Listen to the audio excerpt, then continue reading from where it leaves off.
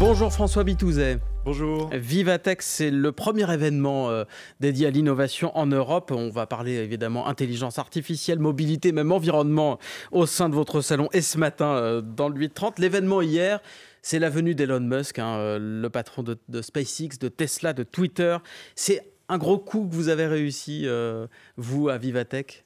C'est quelque chose d'extraordinaire parce que dès qu'on s'intéresse à la tech et au digital, d'avoir quelqu'un comme Elon Musk qui vient, qui est là sur scène pendant plus d'1 heure et qui parle à bâton rompu, et vraiment c'est ça aussi l'effet Vivatech, cette espèce de transparence, c'était génial et je pense qu'il y a plus de 4000 personnes qui étaient dans la salle.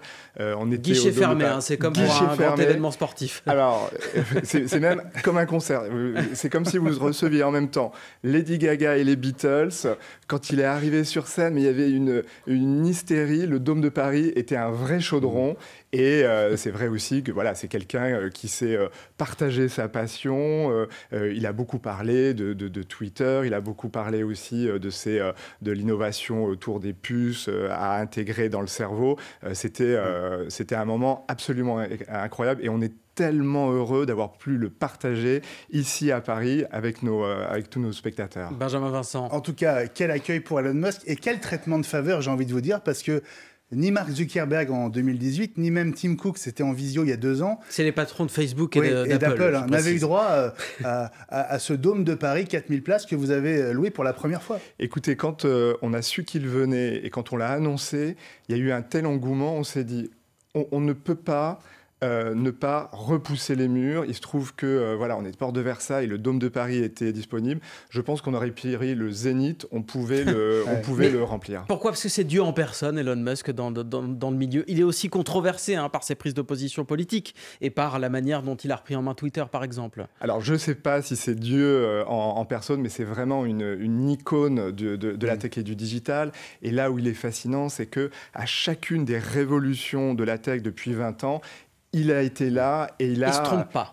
Alors, si, il se trompe. Et d'ailleurs, il le dit très bien. Il a dit hier, vous pensez que je suis plus intelligent que tout le monde ? Est-ce que je suis si intelligent puisque j'ai racheté pour 44 milliards Twitter oui. Et c'est là où il incarne... Et ton action s'est cassé la figure après. Peut-être qu'ils auraient préféré qu'ils disent autre chose que ça. Mais cette part d'ombre d'Elon Musk, est-ce qu'elle commence à compter aussi dans le monde économique ? Elle compte, et moi je pense que là où les choses sont intéressantes pour nous, si on redevient un petit peu plus sérieux sur le fond de ce qui s'est passé hier, c'est aussi de se dire, et c'est l'enjeu de Vivatech, regardons la tech, regardons le digital à 360 degrés, ne considérons pas qu'il y a des fatalités, analysons et faisons nous aussi en tant qu'Européens et Français notre idée. Les chemins sont multiples, on peut vraiment trouver son chemin.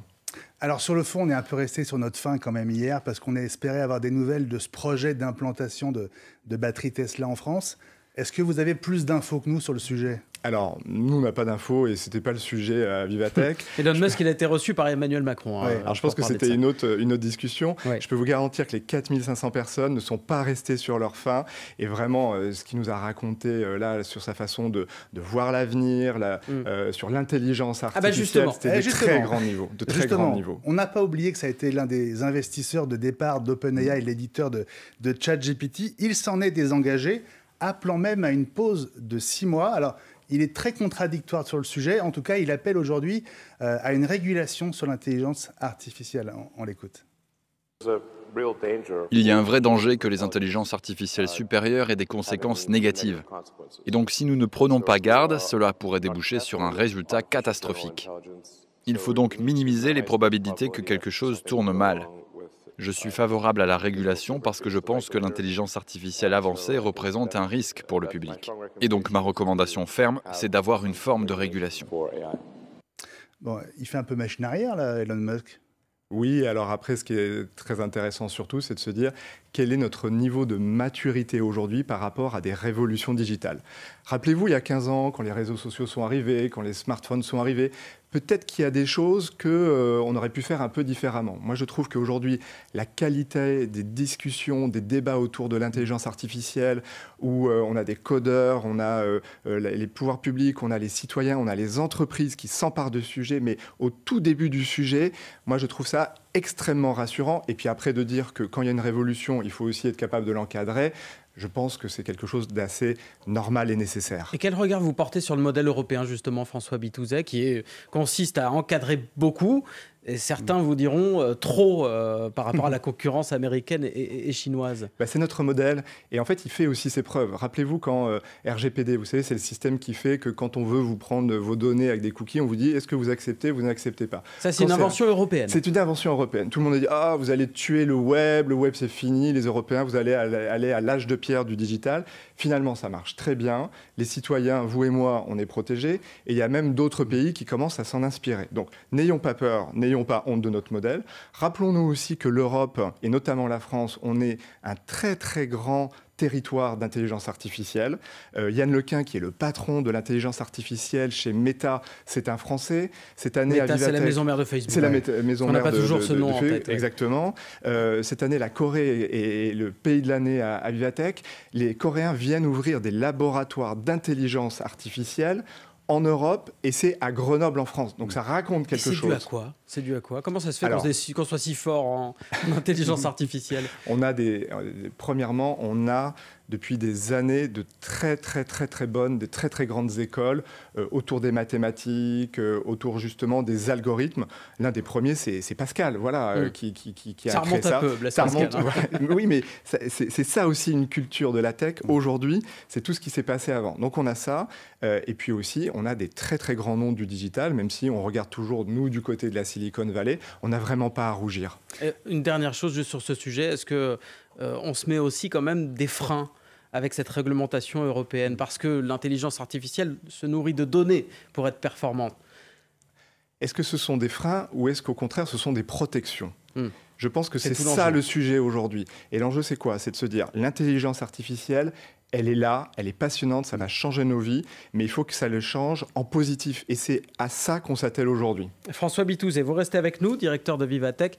Vous restez avec nous aussi, Benjamin Vincent, spécialiste tech à France Info et Nouveau Monde sur France Info. 8h40, c'est le fil info d'abord, Diane Ferchit. Dans les Alpes-Maritimes, une enquête administrative est ouverte après des prières musulmanes prononcées par des élèves dans leurs établissements. 3 écoles primaires et un collège ainsi qu'un lycée, des faits qualifiés d'intolérables par le ministre de l'Éducation nationale, Pap Ndiaye. Presque la totalité des 500 habitants du village de La Laigne en Charente-Maritime évacués. Une douzaine de maisons sont inhabitables après le très fort séisme qui a touché l'ouest de la France hier en fin de journée. Une secousse ressentie de Bordeaux à Rennes en passant par Limoges ou La Rochelle, et une réplique de magnitude 5 selon la préfecture des Deux-Sèvres a également été ressentie cette nuit. Le Mali demande le retrait sans délai de la mission de l'ONU dans le pays après plusieurs mois de tensions sans accord du gouvernement. La mission des casques bleus est presque impossible, réagissent les Nations Unies. Le mandat de la mission de l'ONU s'achève le 29 juin. Toulouse-La Rochelle, c'est l'affiche de la finale du top 14 de rugby. Toulouse a fini premier de la saison régulière et espère bien décrocher un 22e titre. Son dauphin, La Rochelle, vient d'être sacré champion d'Europe. Match à suivre à partir de 21h.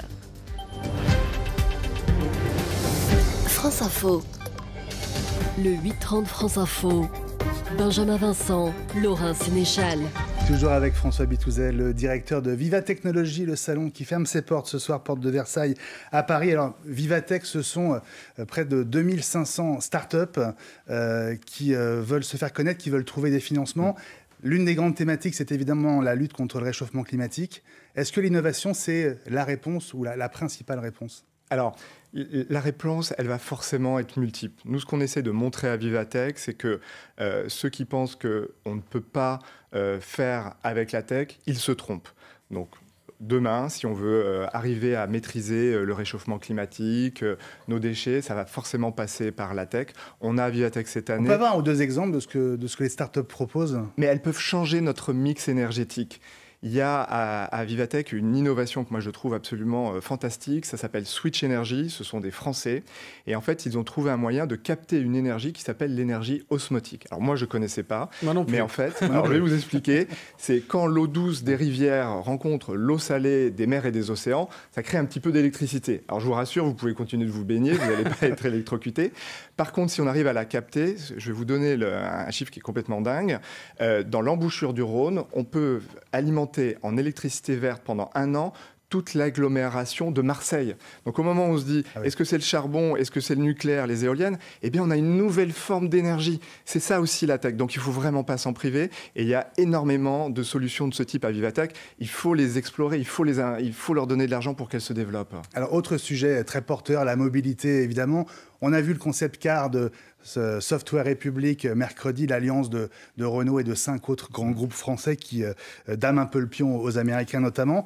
On voit des premières mondiales aussi à Vivatech avec des concepts qui vont peut-être voler dans les mois qui viennent. Mais c'est notre rêve à tous, vous savez, c'est d'avoir dans notre garage, on monte, on met un harnais et hop, ça y est, on décolle. Alors on y est presque, il y avait Frankie Zapata, vous savez, c'est l'homme qui a inventé le jetpack, qui a traversé la Manche. Comme ça, c'est incroyable. Il a dévoilé son premier véhicule individuel autonome volant. Et en fait, là où il y a quand même un peu de déception, c'est qu'il va pouvoir le vendre aux États-Unis parce que la législation le permet. Et en France, c'est pas encore le cas. Mais peut-être, voilà, dans 5 ou 10 ans, on viendra à France Info en volant au-dessus de la scène. Ça doit consommer un peu quand même, non? Alors, pas tant que ça. Et surtout aujourd'hui, il est en train de travailler pour que ce soit électrique, ce soit à hydrogène. Donc, ça va être un rêve, et ça va être un rêve qui va être green, donc profitons-en. Les investisseurs à Vivatech, est-ce qu'ils viennent pour gagner de l'argent ou est-ce qu'il y a de plus en plus de besoin de sens aussi dans leur choix? Alors, ils viennent surtout pour investir. Et vous savez qu'en ce moment, pour les startups, c'est dur.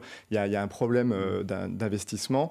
On a plus de 2000 investisseurs qui viennent du monde entier, 140 pays. Et quand ils viennent à Vivatech, c'est parce qu'ils se disent les startups qu'ils vont rencontrer, elles ont un label. Et vous avez raison, ils se posent de plus en plus la question, pas simplement est-ce que ça va gagner de l'argent, mais c'est aussi est-ce que c'est utile, est-ce que ça va être intéressant, parce que la tech, elle ne peut pas être juste au service de gens qui vont après aller vivre aux Bahamas. Elle doit nous servir à tous, à la planète, à nous en tant qu'individus et aux communautés. Donc et c'est ça qu'ils regardent. La transition écologique, elle est dans la tête des investisseurs. Exactement. Et je pense que c'est une très très bonne nouvelle. Et c'est une nouvelle phase de la tech et du digital. Alors il y a des objectifs qui ont été fixés par le président Emmanuel Macron lui-même. Développer 100 licornes françaises d'ici 2030. Vous nous rappelez juste en un mot ce que c'est qu'une licorne? Oui, alors une licorne, c'est une start-up qui est valorisée à plus d'1 milliard de dollars. Et on dit que c'est des licornes parce que voilà, on n'en voit pas trop souvent comme la fameuse licorne. Exactement. Une corne sur le front. Est-ce que cet objectif, on est sur de bons rails pour le remplir? En tout cas, on a les éléments. On a des talents. On a un écosystème. On est presque à 30 aujourd'hui. On est presque à 30, voilà. Mais ce qui est intéressant, c'est qu'on triple à peu près tous les 5 ans. Donc si on triple les 30, on n'est pas loin des 100. On a des talents, on a un très bel écosystème avec la French Tech, et on est aujourd'hui de plus en plus en phase et en avance justement sur ces questions autour de l'énergie, du green. La France est une très très très belle terre de digital, de numérique. Et si Elon Musk est venu parler hier à Paris, c'est aussi parce qu'on compte sur la face internationale. Il y en a une dont on a beaucoup parlé ces derniers temps de licorne française, c'est Mistral AI qui a réussi une belle levée de fonds de 100 millions d'euros. C'est quoi cette licorne? Pourquoi ça marche particulièrement? Parce qu'en fait, c'est le futur licorne. C'est futur licorne. C'est tout le mal qu'on leur souhaite. Tout à fait, ouais. Il manque 900 millions d'euros. Oui, c'est vrai. Non, mais c'est l'OpenAI, vous savez, c'est le ChatGPT dont on parle tous, à la française, à l'européenne. Donc c'est un robot conversationnel? C'est de l'intelligence artificielle générative, c'est-à-dire donc vous lui parlez naturellement, il va répondre, et il est très très intéressant, notamment parce qu'il travaille sur la question de la consommation d'énergie. Peut-être que vous savez que ChatGPT, c'est un gouffre énergétique. Et bien justement, Mistral AI, c'est la solution à ça. Donc vous voyez aussi ce que nous, on est capable d'apporter les Français et les Européens. Alors, c'est la journée grand public ce samedi, un 4e et dernier jour. Si vous étiez un visiteur lambda en famille aujourd'hui, quel serait le parcours idéal que vous suivriez ? Moi, je pense que je commencerai par la partie sport. Vous savez que cette année, on fait un très gros focus sur la Sportec. Je pense que j'irai tirer le ballon sur notre terrain de foot et pour avoir toutes les datas. Après, j'irai certainement voir la Femtech qui est là pour nous raconter qu'est-ce que c'est que la tech au féminin. Et c'est vraiment un sujet extrêmement important. J'irai voir certainement Le conversationniste, c'est-à-dire c'est une très très belle innovation qui a été utilisée par Netflix pour faire les tournages de Lupin. Donc vous allez vous retrouver dans un vrai film. Ouais. Et je terminerai avec... C'est un truc comme en réalité virtuelle, quoi. Non, c'est pas de la réalité virtuelle. C'est ils ont numérisé, là c'est par exemple l'Opéra Garnier, de manière hyper réaliste. Il y a un écran ultra haute définition et vous passez devant, la caméra vous suit et après, mais vous êtes dedans et vous allez pouvoir faire croire à tout le monde que vous étiez sur la scène de l'opéra. C'est assez magique. Je pense que il y a un côté concours Lépine en fait de l'innovation. Mais oui, mais parce que l'innovation, la belle innovation, c'est celle qui vous donne des étoiles dans les yeux. Et pourquoi on tient à cette journée grand public? Parce que la tech, c'est tout le monde, donc on doit tous avoir accès. Et je peux vous garantir, quand vous voyez des enfants qui découvrent une innovation comme ça, ou alors l'avion à hydrogène qui est supersonique, c'est extraordinaire. Et ça nous raconte aussi un petit peu pourquoi la tech, elle est belle, c'est parce qu'elle nous projette vers le futur. Combien de personnes attendues aujourd'hui? Alors, 100 000, c'est à peu près... Non, pas par jour, mais en tout cas, on a fait une très belle édition. Est-ce que vous avez... En fait, je vous pose la question directement. Est-ce que vous avez battu le CES de Las Vegas, qui est la grand-messe du secteur aux États-Unis? Écoutez, vous le saurez ce soir. On n'est pas dans une compétition, mais on aime bien être les premiers. Ça veut dire non. On aime bien être les premiers. Ah, vous allez voir. C'est peut-être bien parti. Vous allez voir, j'ai fait durer le suspense jusqu'à ce soir, mais vous allez voir que... En France aussi, voilà, on sait faire des beaux événements. François Bitouzet, merci beaucoup, directeur de Viva Technologies. C'est donc jusqu'à ce soir, 18h à Paris, au Parc des Expositions Porte de Versailles. C'est en partenariat avec France Info, je le précise au passage. Benjamin Vincent, justement, on va vous laisser aller Porte de Versailles pour la radio France Info. Vous revenez quand à l'antenne? 10h40, et puis tout au long de la journée avec des invités en direct pour découvrir certaines de ces innovations que le grand public va pouvoir voir aujourd'hui jusqu'à 18h. C'est l'heure de fermeture. Je crois que vous allez justement discuter avec Francky Zapata. Oui, il sera notre invité à 17h40. Ne le manquez pas, avec son air scooter étonnant. L'homme qui vole donc à travers la Manche avec son jetpack. Merci beaucoup. Merci Benjamin Vincent encore. Et merci beaucoup François Bitouzet, directeur de Viva Technologies.